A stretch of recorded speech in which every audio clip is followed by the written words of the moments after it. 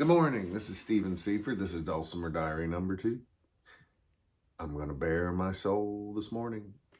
I don't think I'm ready to share this. And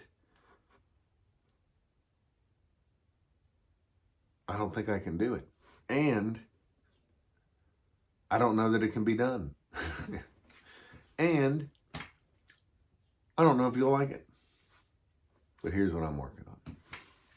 This is a Terry McCafferty. It is a prototype. And there's some unusual things about it. I will tell you about that. But first, think about a typical dulcimer. You've got 3 strings, and they're spaced out quite a bit more than what you would see on a guitar or a mandolin. Sometimes we have a double melody string. I like that sometimes.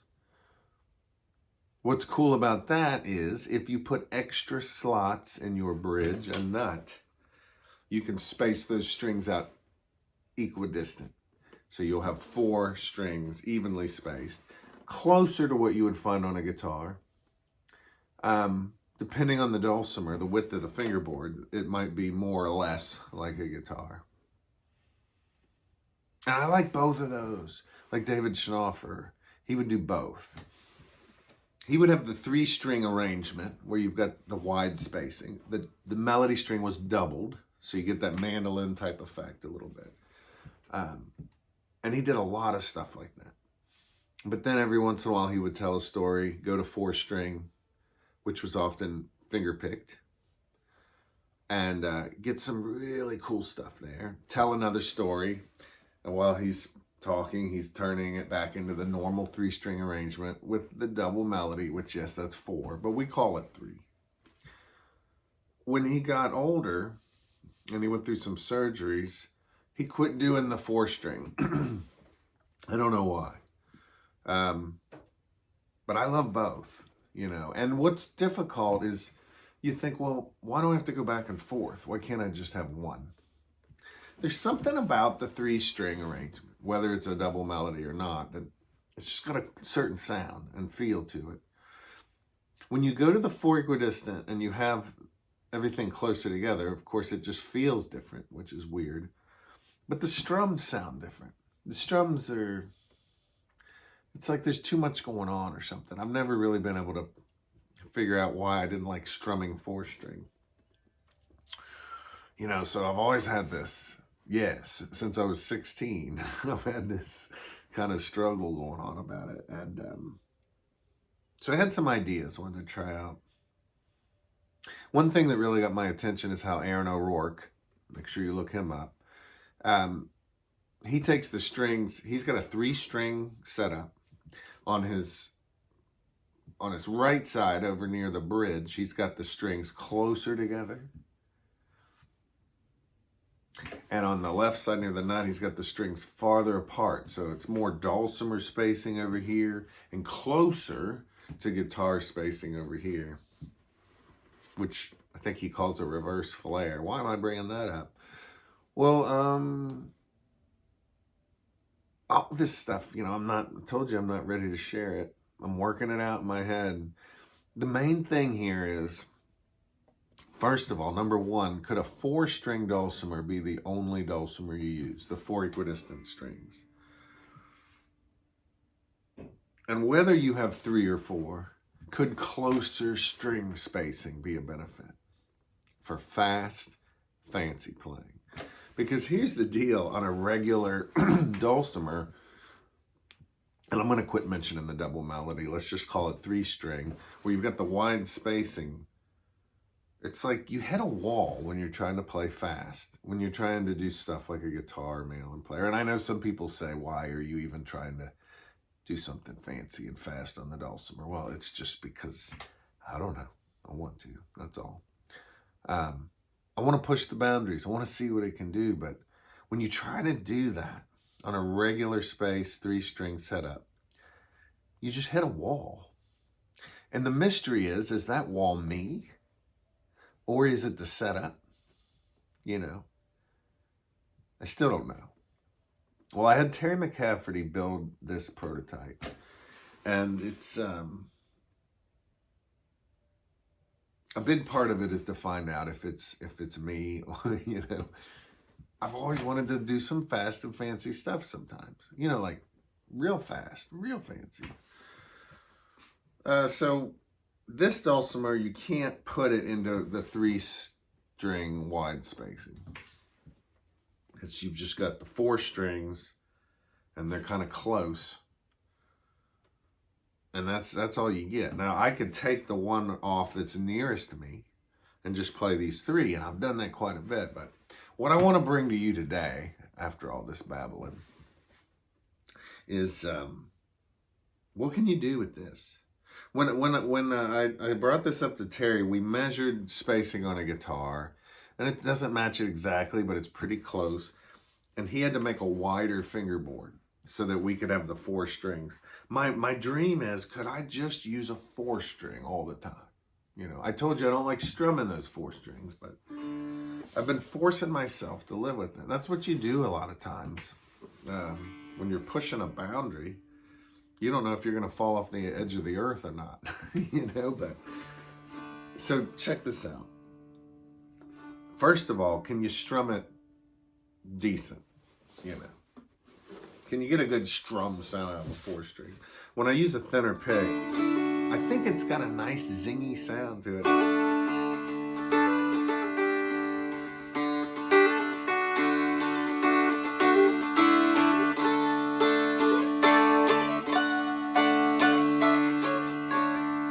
Now that's the 4-string sound, and it's nice actually, but I want to check this out. If I take the 3 strings farthest from me, and I pretend those are the only 3 strings I've got, what ends up happening is I often end up muting the string closest to me. So I kind of have a 3-string dulcimer strum sound. My left hand is often just happens to be lightly touching the melody string closest to me, which keeps it quiet. I also try, sometimes I'm hitting them all, and you just don't end up hearing the string closest to me, but often I try to confine the movement to the 3 strings farthest from me. If you're thinking right now, this is too nerdy, you're right. You're absolutely right. But check this out. Here's the 3-string sound.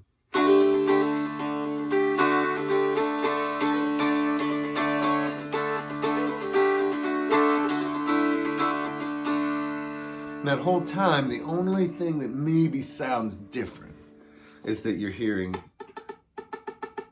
a little bit of the click. But I don't think it's really a problem. Now, one thing that does become a little bit of a problem is now, okay, I'm ignoring this string. I'm using the 3 farthest from me. They're too close, at least at first. They seem too close. And so it's harder. The picking is harder. The fingering is weird. All right, let's put a pause on that topic. Let's talk about picks. All right. This is a Jim Dunlop 0.8. No, 0.6. Jim Dunlop 0.6. That's pretty thin. I love it for the light wispy.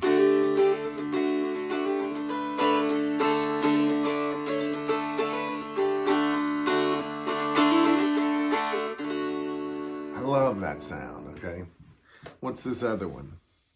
I never know if I'm saying this right. Wegen, W-E-G-E-N. Am I even spelling it right? This thing is thick, man.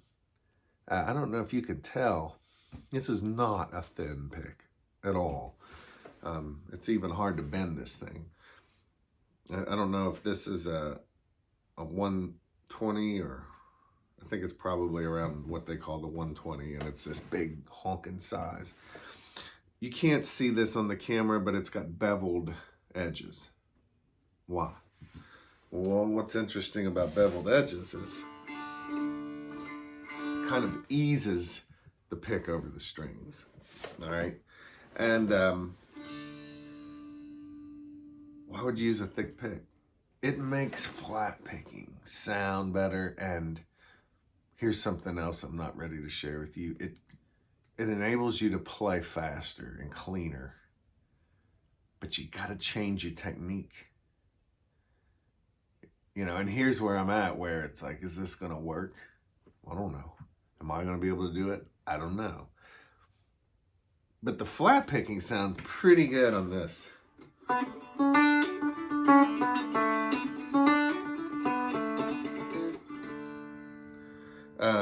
But when you go to strum with it, it's real clackety.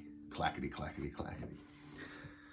So another thing I've been working on is, can I make it sound not clackety, right?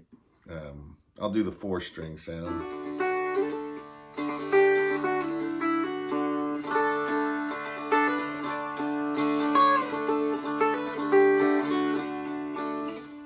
And I've been able to lighten up. A lot of it is I'm really holding this lightly. It's really moving a lot between my fingertips. And occasionally I'm hitting an individual string by itself to bring the melody out. But just listen to the strumming with the thin pick.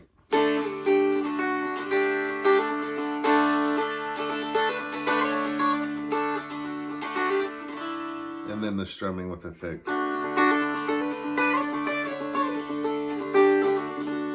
It's getting to where I think I'm liking the thick pick. Like it's maybe, I'm getting into the neighborhood of where the strum works, you know. But I gotta go back to the jam style. Like when you're in a jam and you're just doing old Joe Clark. And I'm gonna go ahead and do the 3-string where I ignore the one closest to me.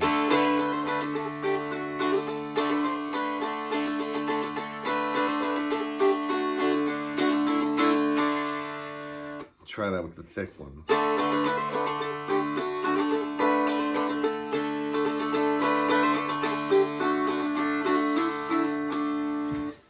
There's some things about it I like better, and there's still a hint of that clacketyness in there. But it's been getting better and better and better, so I'm going to keep pushing that boundary and see what happens. Well, here's let's jump to one of the older topics. When your strings are farther apart, the flat picking gets weird, and it's mostly when you change strings. If you look at just playing on one string, flat picking, let's say the bass,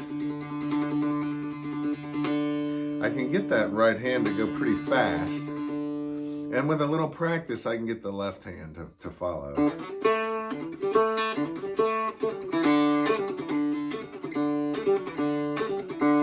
Now, I'm not real happy with the cleanliness of this. I think it could get better. But when you start moving from string to string on a regular wide space dulcimer, that's where you start experiencing these little hiccups, because you got all these tiny little motions when you're on one string, but when you got to change strings, you got to put a big wide motion in and then get back down to the narrow.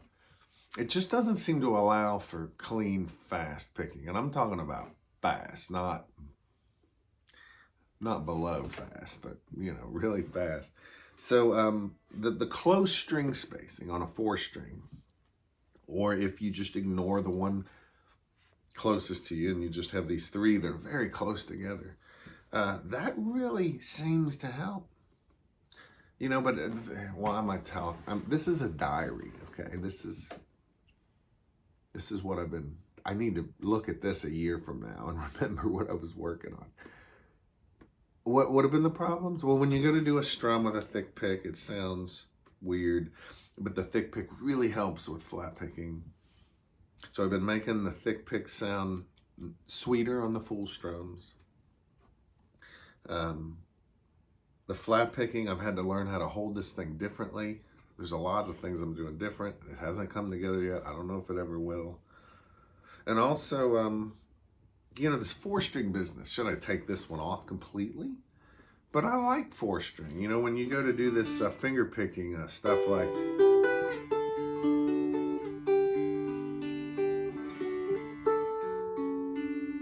you know, I love all that stuff. Oh, we got to talk about this. When I get in front of a dulcimer crowd, I like to use what they have, what they mostly have, regular dulcimer. Is this going to freak people out? You know, do I even tell them about it? Anyway, let's look at some flat picking things, because the real goal is to be able to go back and forth between a sweet strum and flat picking. and do everything in between on one instrument, one string setup, one pick. You know, I've tried to make the thin pick better at flat picking. And you mostly do that by cocking it to the right, rotating it to the right. At least that's what I've done so far. So you're moving clockwise to the right a little bit. It's got a thin sound. It's not so great. The strumming's great.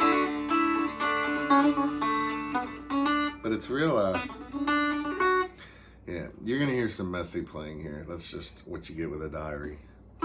The thicker pick,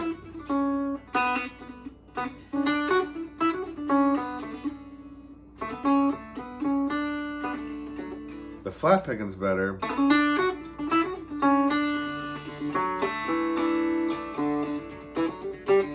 And I'm scared to do this in front of you. The flat picking's better. The strumming was worse, but that's been coming along. So anyway, let me see if I can... I'm just going to do the 3 strings farthest from me. Not worrying about the one closest to me. You know, in some respects, that's more for the finger picking. So I just, if I wonder, can I just ignore it completely with both hands?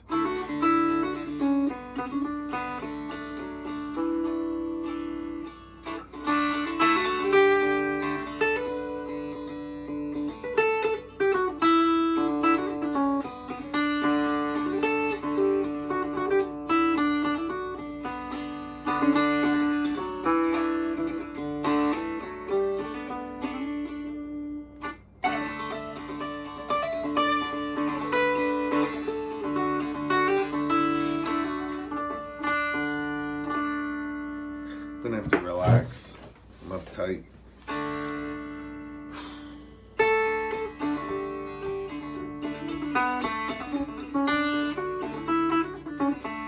Sometimes I'm trying to figure out this new flat picking thing I'm going for. I remind myself that the right ear can go quite quickly. I'm picking more towards the bridge, which you normally wouldn't do. I mean, you get this sweet sound up near the 14th, 15th fret. And as you move towards the bridge, it gets a little brighter, but the strings are tighter. And it feels like it's easier to play fast and fancy that way. Also, even though maybe when you're by yourself, it's not the warmest sound, I wonder if in a group, maybe maybe you'll be more heard. I don't know.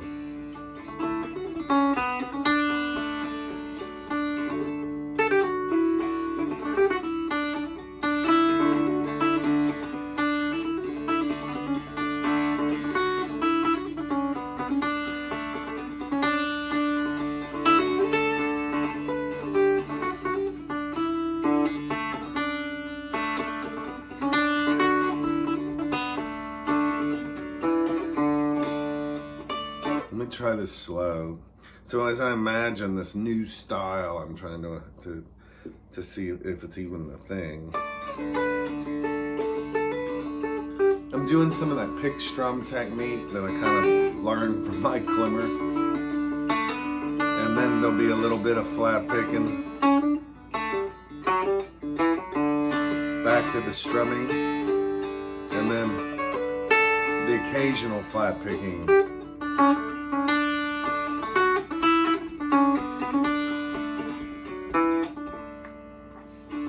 There's a tune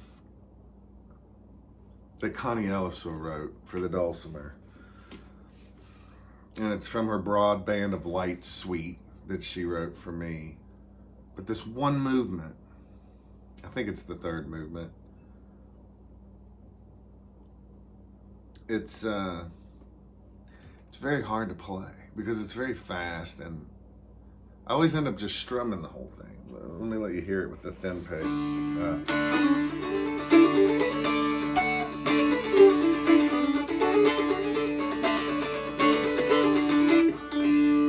Right.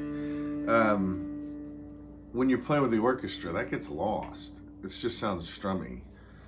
And I know she's asked me in the past, can you pick more of those notes? You know, and it's like, I don't think so, man. It's even way faster than what I just did there.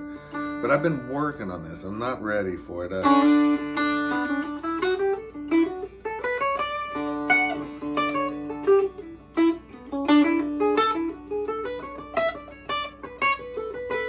Here's the part I don't want you to hear or see. When I'm gonna push something faster, I just have to reach into sloppy land.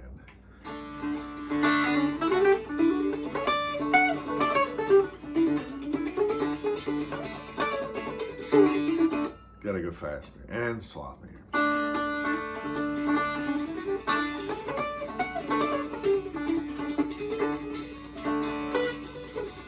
It's not even happening at all, you know. But when you reach into that fast sloppiness and then pull back, it seems like sometimes you're better for having tried.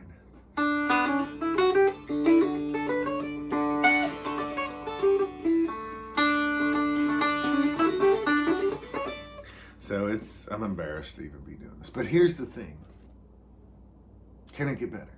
What do I have to do to make it better? And is it even worth doing? I don't know.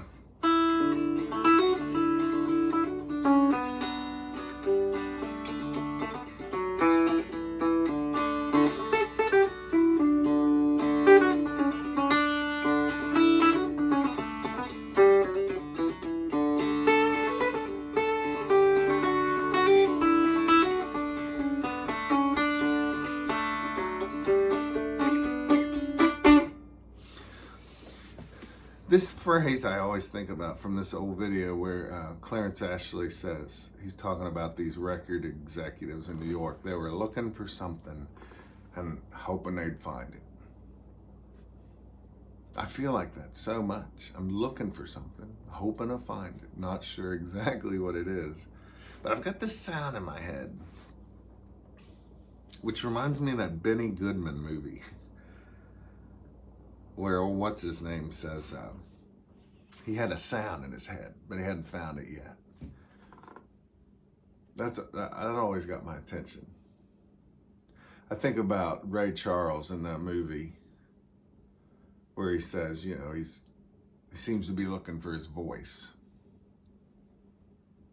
I mean, I've been a little bit bored with my sound the last few years. I spent all of COVID studying some guitar and mandolin to see if I could steal some techniques, and I hear the sound in my head of this.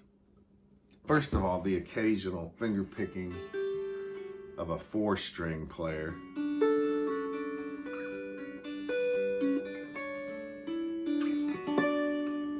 You know, and then when the fast stuff comes up, clean flat picking combined with wispy, beautiful strumming.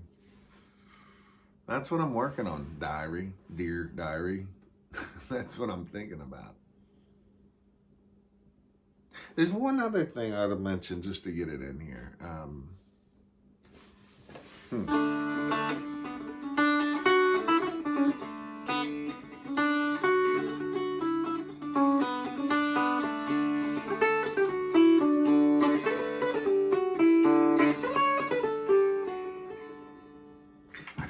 This video, I wanted to be good at this first, but forget that. That's not going to work out. This last thing I'm thinking about is this thing Schnaufer did so often. You know, I always teach people to strum like this, where you keep that right hand moving.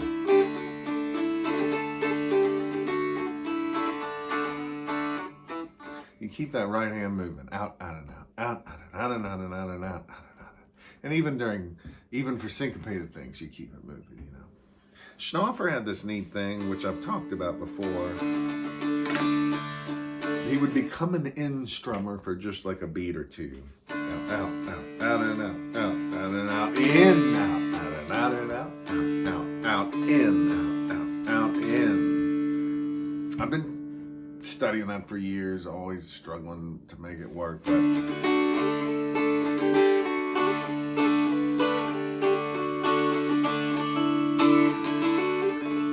I want that to become more of a part of what I do, and I think it has been lately.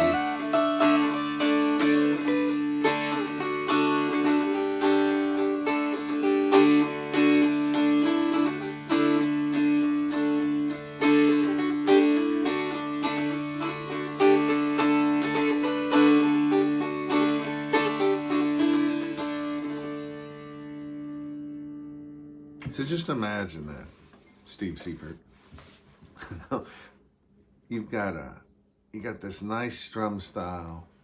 You got the occasional fast, clean, fancy flat picking that doesn't sound wimpy. And you've got the strum pick style going on, and then that schnaufer thing where he reverses and gets these swishes. That's the sound I have in my head. And then after you do some of that, you move to the 4-string finger picking, which is lush and beautiful. Have I done it? Did I make the video? If you've watched it this far, you're a nut. Steve Seifert. I'll see you later. Thanks.